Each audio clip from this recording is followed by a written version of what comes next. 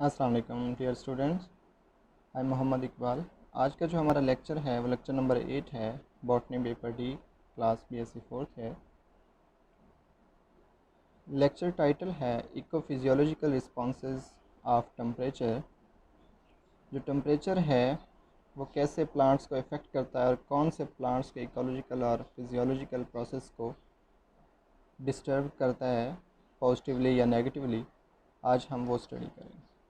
Temperature is an ecological factor.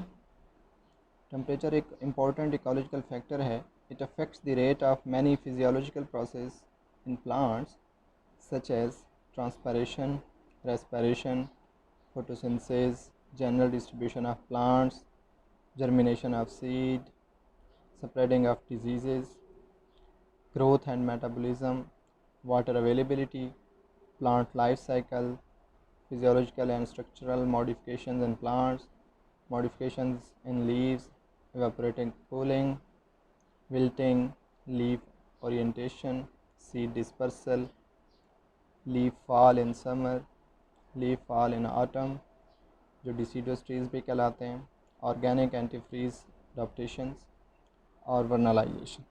तो ये different processes हैं जिनको टम्परेचर जो है डायरेक्टली अफेक्ट करता है या इनडायरेक्टली जो है वो इसमें रोल प्ले करता है। तो हम इनको डिस्कस करेंगे विद रेलिवेंट टू टेम्परेचर।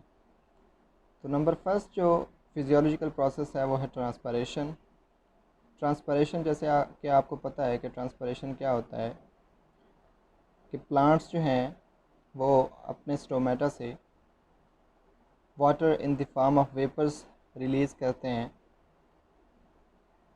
और वो स्टोमेटा से या जो प्लांट्स के लीव्स हैं उनके स्टोमेटा से जो है वो water in the form of vapours जो है वो रिलीज़ होता है। इस प्रोसेस को ट्रांसपरेशन कहते हैं। तो rise in temperature increases transpiration rate. तो जो टेम्परेचर है वो directly proportional to transpiration rate है। टेम्परेचर इंक्रीज़ होता है, ट्रांसपरेशन भी इंक्रीज़ होती है। High temperature influences the saturation deficit of the atmosphere. Temperature जितना ज़्यादा इंक्रीज़ होता है तो जो एटमॉस्फेयर में सैचुरेटेड रेट होता है यानी जो वाटर वेपर्स की क्वांटिटी होती है उसमें कमी आती है। It decreases the humidity of air. जो एयर के अंदर नमी है उसको भी ये डिक्रीज़ करता है। जैसे जैसे टेम्परेचर इंक्रीज़ होता है ह्यूमिडिटी ऑफ द एयर भी डिक्रीज़ होती है। तो जैसे ह्यूमिडिटी डिक्रीज़ होती है तो more water is transpired from the plants. High rate of transpiration also increases the rate of absorption of water from the soil. तो जितनी ज़्यादा ट्रांसपरेशन होती है उतना ज़्यादा ही वाटर जो है वो सॉइल से अब्जॉर्ब करते हैं प्लांट्स, क्योंकि उनमें वाटर की कमी होना शुरू हो जाती है, क्योंकि ज़्यादा वाटर जो है वो ट्रांसपरेशन प्रोसेस से बाहर निकलना शुरू हो जाता है, तो इसलिए वो मोर वाटर जो है वो अब्जॉर्ब करते हैं। नेक्स्ट जो प्रोसेस है वो है respiration. The rate of respiration increases with the rise of temperature. सांस लेने का जो अमल है या जो रेस्पिरेशन का प्रोसेस है वो इंक्रीज़ होता है with rise of temperature. It is maximum at optimum temperature but it decreases rapidly above optimal temperature. एक हद तक, एक लेवल तक तो रेस्पिरेशन रेट जो है वो बहुत ज़्यादा होता है, लेकिन उसके बाद जैसे टेम्परेचर इंक्रीज़ होता है तो रेस्पिरेशन रेट जो है वो स्लो होना शुरू हो जाता है या डिक्रीज़ होता है।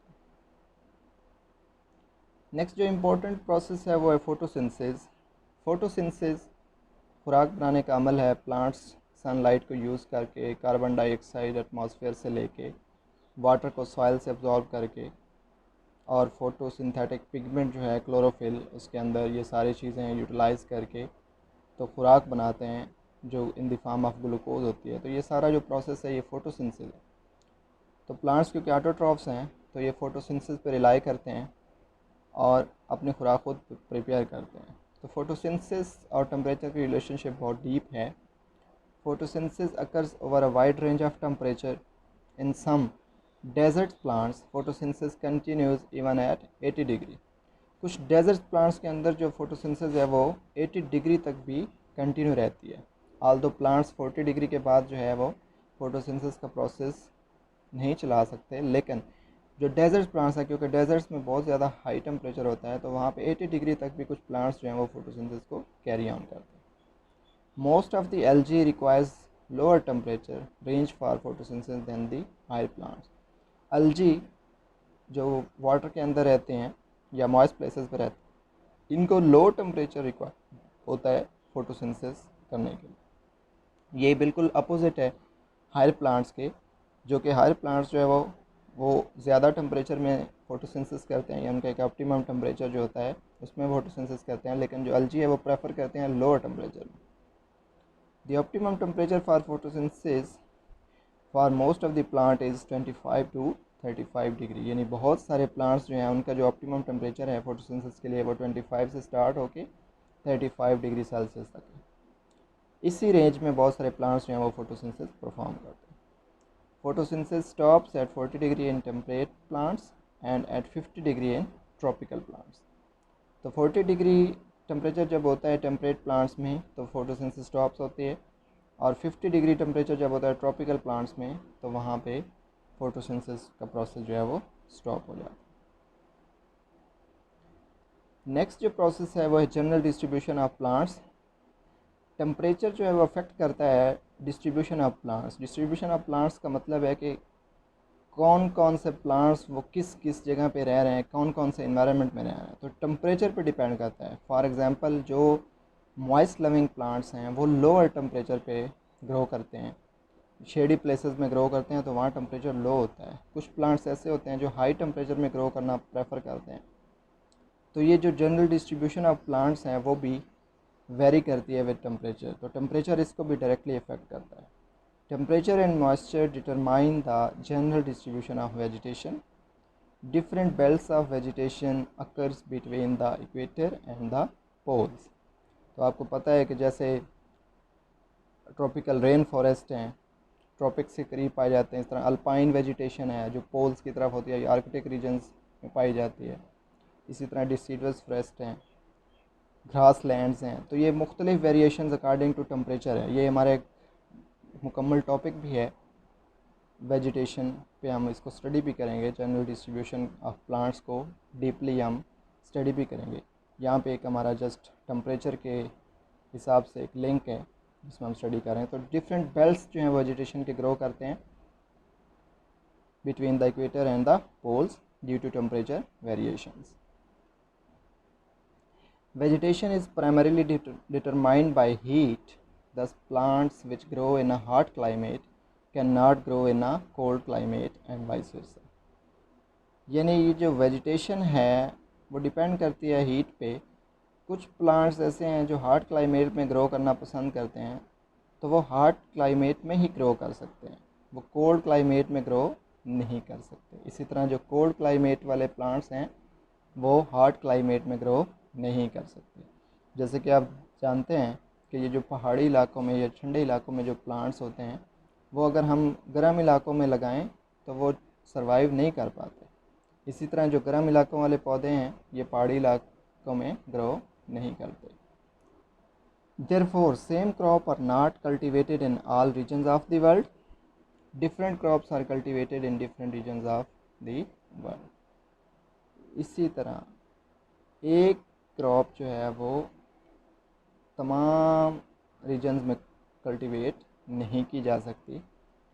हर इलाके में डिफरेंट क्रॉप्स ही कल्टीवेट होती हैं, और ये डिपेंड करता है ऑन दी टेम्परेचर वेरिएशंस और plant survivals in different temperatures. Next जो प्रोसेस है वो है जर्मिनेशन ऑफ सीड्स। टेम्परेचर जो है इफ़ेक्ट करता है जर्मिनेशन प्रोसेस को, सीड्स के जर्मिनेशन प्रोसेस को। Temperature also affects the germination of seeds. Every seed has optimal temperature जिस पे वो जर्मिनेट करता है।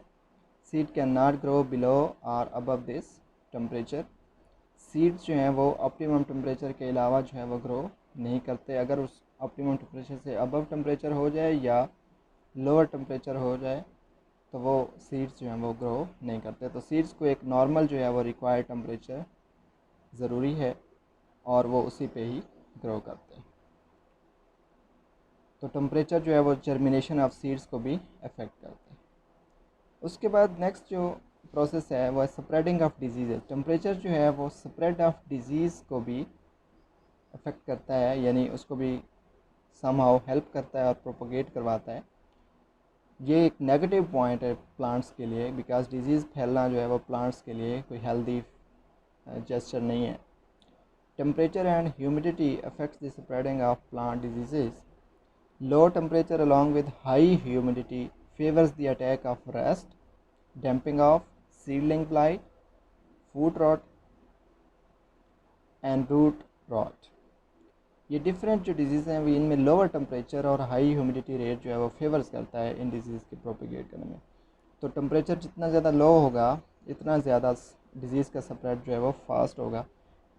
हाई टेम्परेचर में क्योंकि जर्म्स जो हैं या जो पैथोजेंस हैं वो सर्वाइव नहीं कर पाते, हाई टेम्परेचर उनको डेसिकेट कर देता है, किल कर देता है, तो इसलिए लो टेम्परेचर में डिजीज़ जो हैं वो ज़्यादा इजीली जो है वो प्रोपोगेट हो सकती है।